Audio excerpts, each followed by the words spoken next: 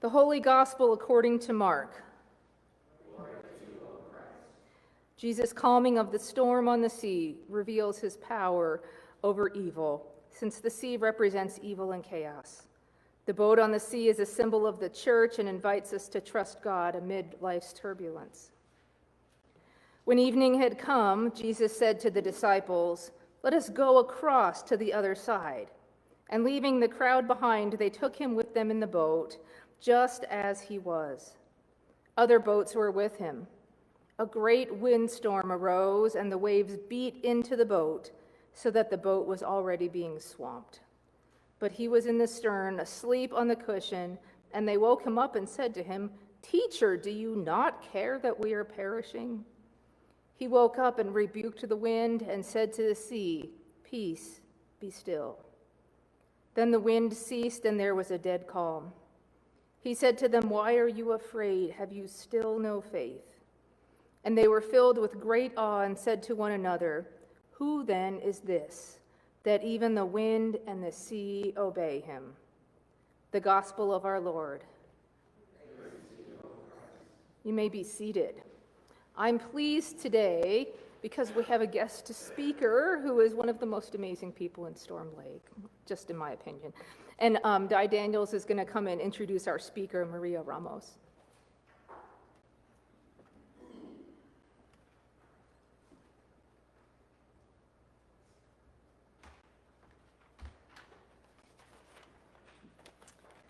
The teachings of Christ have been embedded in my heart since I was a child.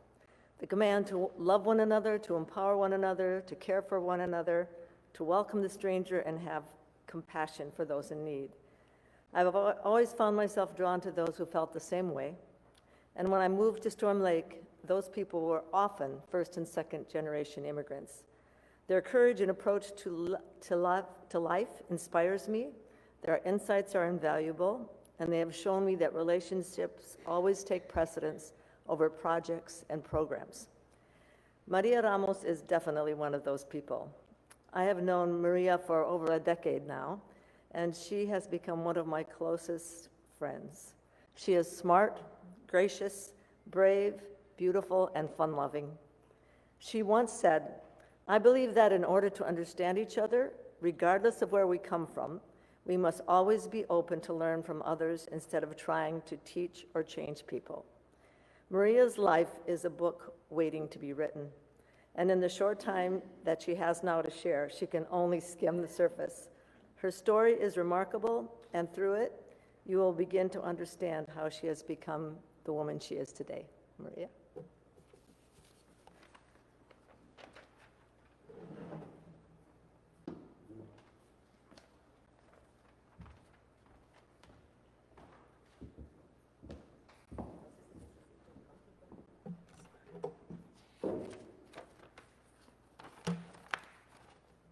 Oh, you do have one. Wow. Good morning, everyone. Good morning. It's a pleasure to be here today with you all, and I look forward to getting to know each of you a little bit better. My name is Maria Ramos, and I proudly call Storm Lake home. Before I share a piece of my story, and I'll step down when I do that, and I don't have to read. I want to acknowledge that speaking about one's personal life to a group of strangers is not an easy task. It involves a level of vulnerability and a fear of how it will be perceived. So why do I do it? I only choose to share when I ask by good friends or when I feel that it's a safe environment. I had the privilege of getting to know Pastor Dave, who has become a dear friend. I trust him and I feel safe with him. Same, I feel very safe with my close friend, Di Daniels. And this is a church. If a church is not safe, what is, right? I have the privilege of getting to meet Pastor Dave in different areas. We have been in different meetings. We have just gathered to talk. And he's been so welcoming and so friendly. So I just want you to know that I am Pastor Dave's friend. And I hope I can become your friend. My goal in sharing this story is to raise awareness and give you a glimpse into who your neighbors are. There are countless immigrant stories here in our great community. And I hope more people feel encouraged to share their journeys. But I also understand how challenging that can be. And I deeply respect anyone who takes this brave step. So I'm gonna step a little, is that okay if I use that?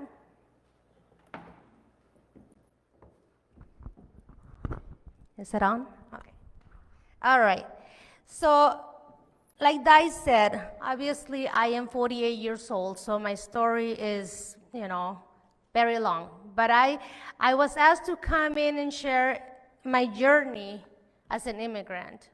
So I come from a tiny village in Nayarit, Mexico. And as of right now, that little town has grown, and it is about 1,000 in population, so still pretty small. I come with a very poor family. My mother had 13 children. I am the third youngest one. One of my brothers died when he was 5 years old, and that was due to lack of resources. He got ill, and he passed away from dehydration. I don't remember much of him because I was 3 years old. He was 2 years older than me. But I see the pain that my mother has gone through with him, and how much, even after 50 years later, she still feels the pain. We go back to Mexico and visit the grave every year, and my mom prays and cries every day. It makes you wonder all the things that have gone through her head in regards to all the things that she could possibly done. What if she would have made this journey sooner? Would my brother still be here? So my mother decided, my two older brothers came to the States first, and they were here for a while. They sent my mother money here and there, a little bit here and there. That was still not enough. My dad, we hardly saw my dad. He was always working or looking for work, going out to farmers and trying to find if anyone will give him a little job. My parents never went to school, so they don't speak English, don't read, don't write, any of that. So it makes it really hard for them. So throughout the years, my mother made a decision to make the journey to give us a better life. And when she did that, she didn't think about anything else but providing a better life for her children.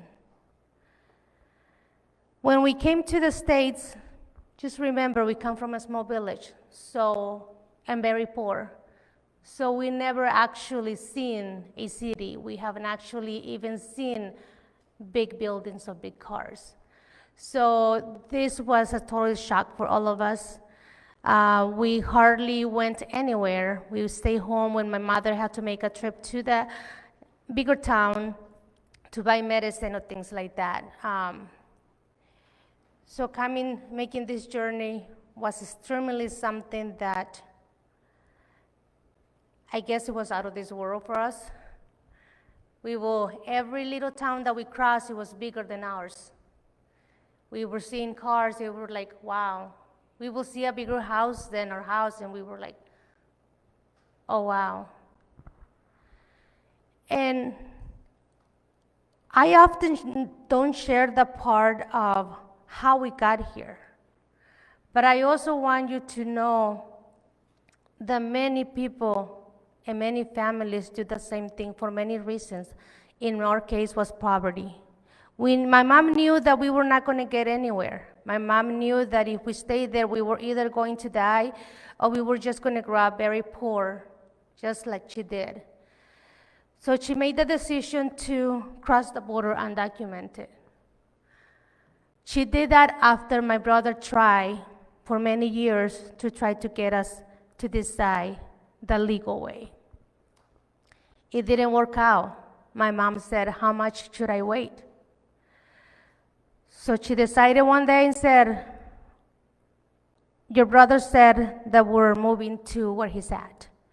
So we're packing our belongings. Everyone just had a small backpack. That's all we took from the house. Pictures, family pictures, if there was anything, because back then you either had a camera or have to pay someone to take a picture, right? So again, no money, so not many pictures. So if you see me taking a lot of pictures now, it's because I don't have pictures when I was a child up until I came to the States.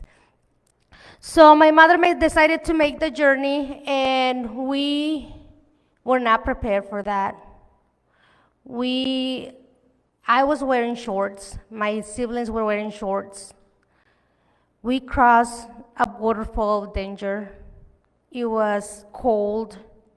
It was dry. There was rocks. There was mountains. There was a lot of things. The journey was just plain dangerous. When we were there, my mom cried. She didn't know what she was getting herself into. She didn't know how much danger there was. But we continue walking. We continue going. And I can tell that I have the scars from that journey. I have a scar on my back where we jumped a little fence, and I was tiny, skinny, so I was hanging. I didn't make the right jump, so I was hanging from the wire, and someone had to get me out. We witnessed other families passed out because they didn't have enough water. There was a lot. My mom, going back a little bit back home, my mom did everything she could to provide us. The work ethic that she taught us, you can see it in us today. I don't remember not working a day in my life since I remember to now.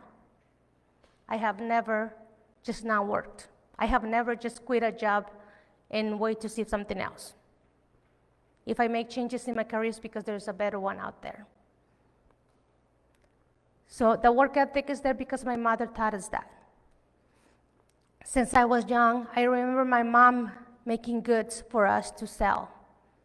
I remember little Maria from that age, carrying a big bucket of tamales in my head, knocking door to door, selling them.